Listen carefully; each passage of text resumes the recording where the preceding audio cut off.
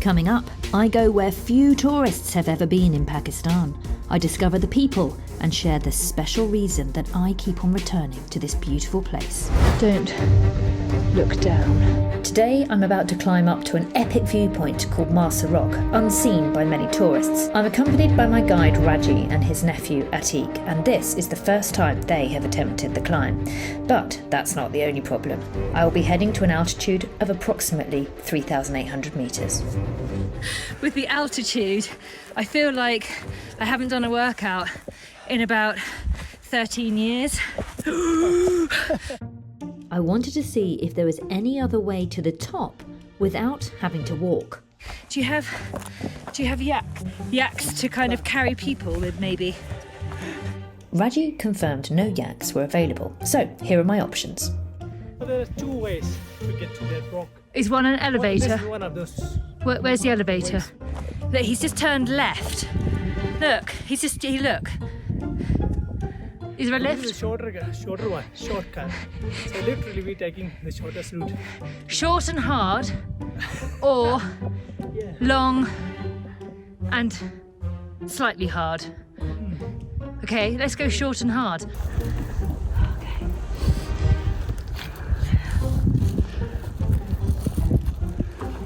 Oh yeah, excellent. Yep. You're doing great, Kerry. He's lying. I just had this idea though, that what comes up must also go down.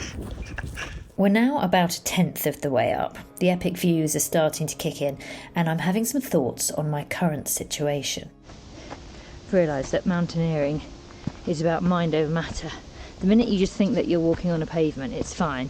The minute that you look down and realise the sheer drop, it's not fine. So we've just stopped for a little water break, and we've met this guy called Arif. Arif is a local farmer who claims to be the first person to have put Marsur Rock on the global stage. He had been hunting mountain goats, and he saw it, took a picture, whacked it on Facebook, and it obviously gained in popularity. So I feel quite lucky because I don't think many people have actually been here, and it's really nice to meet the guy who effectively put it on the map. And the more people that come, the more tourism for the local village. So it's a big win-win, I think. We're really high up now, but I can hear the lunchtime call to prayer. It's lovely. It's just kind of echoing all around the mountains.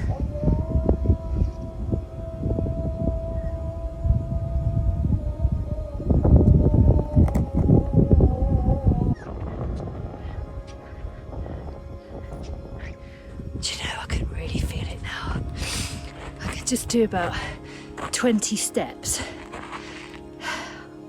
And I feel like I just need to stop and breathe. Poor Atiq.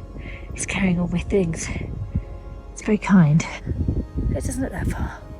But I swear, it's looked like that for the last 23 minutes.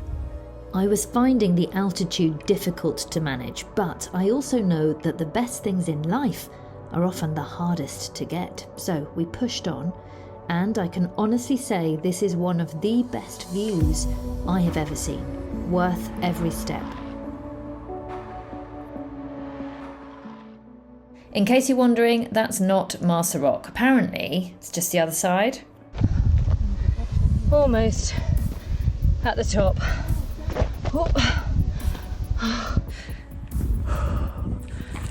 Honestly, I feel about 96 years old.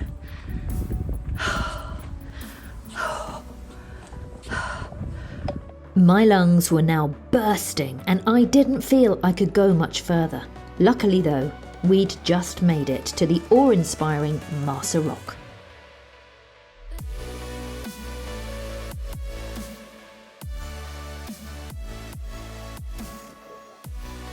This place is an absolute gem, and I guarantee you'll fall in love up there if you're brave enough to face the climb.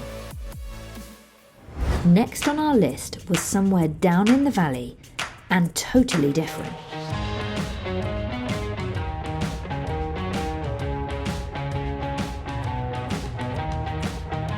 we've stopped at this desert near Skardu. I think it's called the Cold Desert, I think.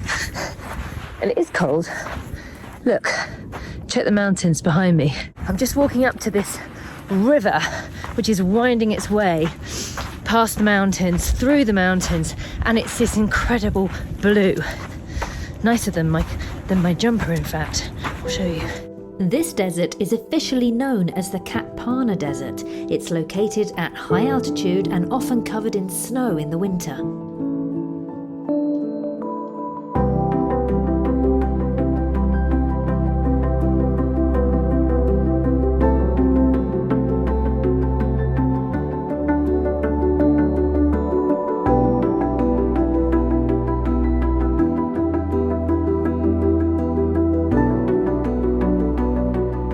Leaving the cold desert now, and I don't think I'd call it the cold desert anymore, actually. I think I'd call it the hot desert, scorching desert, because I'm sweating.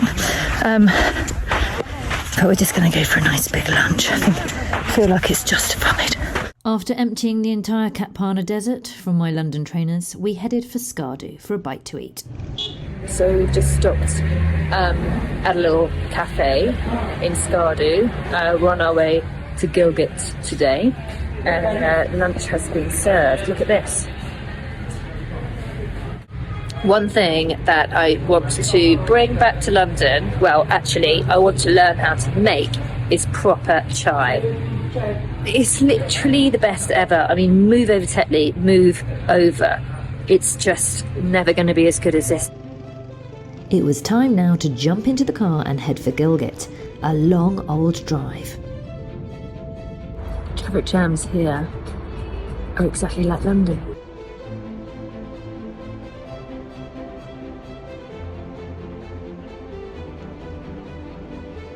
One thing I noticed was the amount of construction to build decent roads, and whilst it made our journey a bit painful, in the long term it will be amazing. However, at this moment in time we ground to a complete halt, luckily right next to a cafe.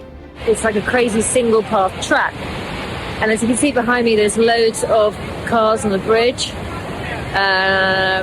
There's loads of people here sitting around, and it sounds like there's a roadblock. So, don't know what that block is. Don't know how long we're going to be here for, but I'm going to have some chai. We sat there having chai with the local goat, and I was thinking that this could be a long, boring evening, but then everything changed. Did I mention how friendly Pakistanis are? Suddenly, my boring stopover was made super fun, and before I knew it, we were back in our car, heading into the darkness. It's crazy that they're literally laying a new road as we're travelling. Finally, we made it to Gilgit, and the next morning I was very excited to visit a girls' school I support. So today's the day, looking forward to meeting the girls. Thought I'd wear some traditional gear, see what they think, and hopefully I'll learn some Urdu too.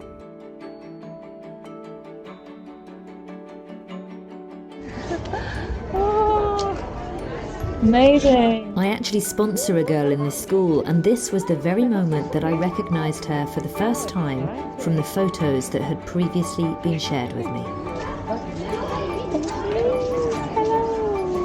Nice to meet you. Lovely to meet you. Oh, it's great. How are you? I'm fine, man. Yes, yeah.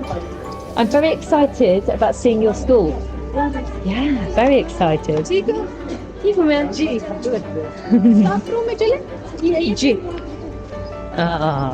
My lovely guide Raji just so happens to be the co-founder of this school, and that's how I became aware of it.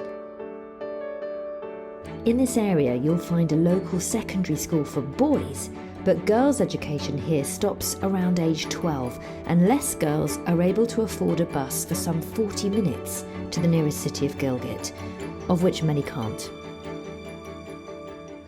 So I've just come from an English lesson, which was super fun, and the girls today are going to cook a biryani for everybody. It's a bit of a celebration.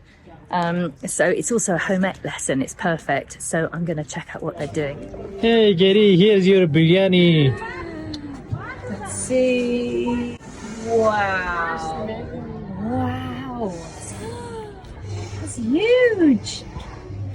That's amazing. I can confirm that the biryani was as good as it looked, and I think the neighbours were jealous. So far I've been to a couple of lessons, and they're so keen, they're so willing, they work so hard, they're hanging off the teacher's words, and it just goes to show that it's really important that we do as much as possible to keep these places going until hopefully they become more established and they don't always require charities. I was now on my way to meet a local family who were in desperate need, and sadly a lack of education had made their situation much, much worse. So I was visiting to see what happens to women when they have not been given the chance to learn. So one of the other things the school does is to reach out to the community and try and support families that need help desperately. One of the families lives here, a lady with 3 daughters. Her husband died. At the time this lady's husband died, they had been building a home. But the building work stopped immediately because she had no skills and therefore no income. Again, because she wasn't educated, she doesn't have a job. It's very, very difficult for her to sort things out. Her house was falling down. It was there was water pouring in. It wasn't watertight. And the school raised enough funds to finish building it and make it watertight so that the family can live. And the great thing is that next year, 2 of the girls will be old enough to go to the school so they can get an education and hopefully start to change the fortunes of this family. I'm sure you'll agree that this is a truly beautiful part of the world, and I would love to see it thrive. One of the main things that needs focus is this, and it's not just life-changing, it's community-changing. So if you can spare any change at all, even the cost of a chai or coffee, please donate to our Just Giving link below this video. Thank you.